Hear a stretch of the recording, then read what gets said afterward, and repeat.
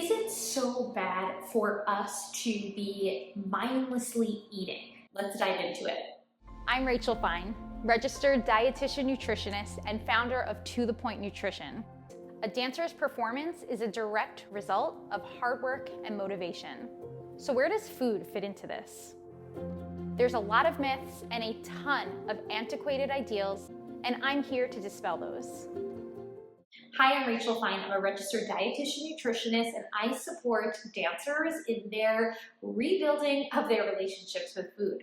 Together, we work on redefining what it means to be the healthy dancer, not only learning how to utilize food in a way to fuel our bodies and our performance, but do so in a way that leaves us feeling supported and not restricted. The topic of mindful eating is one that is often spoken about in the nutrition and wellness space, and I myself help dancers to utilize this tool of mindful eating in their journeys of reconnecting and rebuilding their relationships with food. But what about experiences of mindless eating? Because recently I've been hearing from many dancers who will experience mindless eating and then feel super guilty. The topic of mindless eating is one that, in my opinion, doesn't get enough airtime.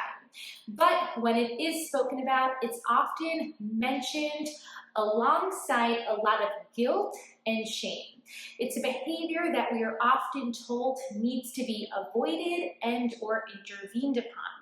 And here's the thing, while mindless eating might not necessarily leave you feeling great physically, mentally, or even emotionally, there actually might be a place for mindless eating as we are rebuilding our relationships with food. And the reason for that is because experiences of mindless eating are actually great pieces of evidence in our ability to identify what we need in order to move through and navigate rebuilding our relationship with food. So let me say that again. If you are experiencing mindless eating, especially if it's more recurrent and it's happening on a more consistent basis, then you can utilize this as evidence, asking yourself and taking a reflection, well, what is actually going on? What might I need at this moment that's causing me to turn to mindless food experiences to get through? So first and foremost, instead of placing shame and judgment upon ourselves for partaking in this behavior, what we want to really do is turn to self-compassion. There is a reason why we're mindlessly eating. And we want to uncover that reason and then from there, see if we can navigate through it in a more productive way. Because when we feel that shame and when we feel that guilt, we are not setting ourselves up to have the ability to intervene upon this behavior in a more productive and supported manner. There are many reasons why dancers might experience mindless eating. So let's talk about the 5 most common reasons that I see among the dancers that I work with. First and foremost, dancers might turn to mindless eating as a way to seek comfort during times of emotional distress or emotional discomfort. So this really parallels emotional eating, and we can often think of mindless eating under the umbrella term of emotional eating, right? So turning to food in order to escape times of emotional distress. Now, emotional distress can really look like a heightened emotional trigger, and this could feel like an emotion like stress, nerves, or anxiety, but this can also be a heightened emotion like joy or excitement. A dancer might find themselves mindlessly eating during social situations. So in regard to turning to food as this tool to navigate through emotions, mindless eating is one of the ways that can be done. What's important to understand is that there is nothing inherently wrong with turning to food during these times of discomfort or using food as a tool to cope. But it's important to also understand is that food is only providing a very temporary source of relief during that discomfort. It's not really helping to intervene upon the root cause of why you're feeling that, and it's not providing a longer lasting, more productive way to help you navigate through those emotions. So while there's nothing inherently wrong with utilizing food as a tool to cope during times of emotional distress, it's also not necessarily going to be the most productive coping tool that you can utilize during these times. And this is where working with a mental health therapist can be really helpful in order to build a more reliable toolbox of coping mechanisms to help you navigate through. The next two common reasons for why I see dancers mindlessly eat have to do with restrictive eating behaviors. So first, it's that your meal plan baseline caloric intake is just too low to support your body's needs. This is very common when dancers are underfueling. Now remember, I've spoken about this in previous videos, but underfueling can be a product of either intentional underfueling or unintentional underfueling. So intentional underfueling, usually we see this with dieting or restrictive eating behaviors like clean eating.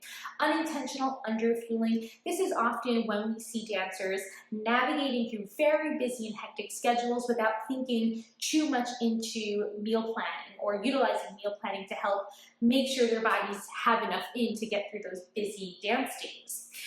Bottom line, if you are not fueling adequately throughout your day, then your body might subconsciously be using mindless eating to help make up for a previous or maybe even anticipated caloric deficit. This is coupled with hormonal shifts that occur when the body does not have sufficient energy stores, and essentially what ends up happening are cravings spike and your body's desire for food is driven upward. So this really creates an environment where you are more susceptible to mindless eating, which then can ultimately turn into you eating past a point of physical comfort. And then on this same thought is for dancers who are trying to abide by restrictive food rules. To an extent, mindless eating offers us a sense of exploration around our food choices. And when you are attempting to really stick to rigid eating routines, very often we see this with clean eating, or if a dancer struggles with something called orthorexia, both topics that I've covered prior on both my blog and on my channel here, then this is where we can see that sense of food exploration get lost and mindless eating almost being that coping tool that you are then utilizing to bring back those experiences into your day. The only problem with this is that that experience isn't necessarily going to be enjoyed to its most fulfilling degree because it's being done in a very mindless manner. So I want you to have compassion for yourself of why you might be turning to mindless eating, identify that root cause, which we're going to get into soon, but then understand that we can intervene upon these root causes so that our experience with food, it doesn't have to be mindless, that we're not creating this landscape where mindless eating is our only way to experience exploration with food. Another common reason for mindless eating is boredom, and this again goes back to utilizing food to cope with some emotional triggers. Now for dancers especially, boredom and essentially doing nothing can be quite challenging. Most dancers are used to either being very busy or having it ingrained into them that they constantly have to be doing something or working on something. So the idea of sitting and doing nothing can feel very uncomfortable for dancers, but I do want you to consider what benefits even doing nothing might have for you. Contrary to what you might think, your body might need that rest. Your mind very much might need that rest in order to propel you forward and advance you in the studio. This is especially important to help prevent the onset of burnout, especially if you feel like you are just going without any stopping or rest in between. And then probably one of the most obvious reasons for mindless eating is distraction. You might also hear this called distracted eating.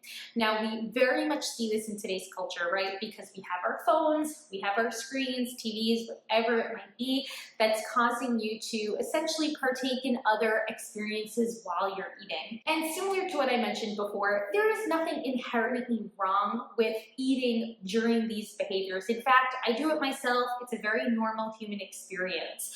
When it becomes a bit more problematic is if these experiences are recurrently causing you to eat to a point past physical comfort. This is where we want to take a step back and say, okay, well, why am I struggling to listen to my fullness cues? If that distraction is causing you to struggle with honoring fullness cues, well, then we might have to be more proactive about considering mindful eating techniques if and when they are accessible to us. Now, I know firsthand that we can't always strive to eat mindfully every meal or snack. We are busy people. I know I am. But if and when accessible, we can attempt these techniques so that over time, they become a bit more second nature to us. This might mean being very proactive at first at shutting your screens and avoiding scrolling while you're eating. Maybe even setting a timer if needed, if that's going to help you as well, to keep your focus more on your plate. This is where mindful eating techniques do become very helpful as a tool for reconnecting you to the experience of food and to the experience of eating. So I want you to consider these 5 reasons for why you might be eating mindlessly and ask yourself, how can I now intervene upon them? And are they really causing me to either have a challenged relationship with food, or are they leaving me feeling physically uncomfortable? Because if not, then your experiences with mindless eating are likely not something to feel concerned about. But if you do find that you are commonly experiencing periods of mindless eating, then we want to ask about these other aspects in your relationship with food or in your meal plan and say, how can we intervene further? If you are not eating enough, whether that's intentional or unintentional, then we want to consider working with a registered dietitian nutritionist to ensure that we are providing our body with enough calories and food throughout our day. If you are trying to abide by dieting or restrictive food rules, then again, we can work with a registered dietitian nutritionist to better understand the harms of diet and wellness culture and how it could negatively be impacting your ability to eat and experience food in a way that doesn't feel all or nothing. If it comes to navigating through those emotional triggers, then what about that coping toolbox? Can we compile a few additional activities that can help you navigate through that time? A couple of my favorite examples are eating, reading, listening to music, or writing. But obviously this is a very personal thing, what you can consider during these times of boredom, of stress, or whatever emotional trigger is causing you to feel the need to turn to mindless eating. So the bottom line, it's very possible that your experience with mindless eating is less problematic than you think and more of a reflection that your body currently needs a bit more support and care. And the most important thing that you can walk away from this video today is that we shouldn't feel any degree of shame, anxiety, or guilt after an experience of mindless eating. Instead, we can take that information as evidence and unravel why it might have happened, and if and when possible, can we intervene upon those reasons? I hope you found this video helpful today. If so, then do me a favor and subscribe so that you can be the first to know when new videos post. I'll talk to you soon.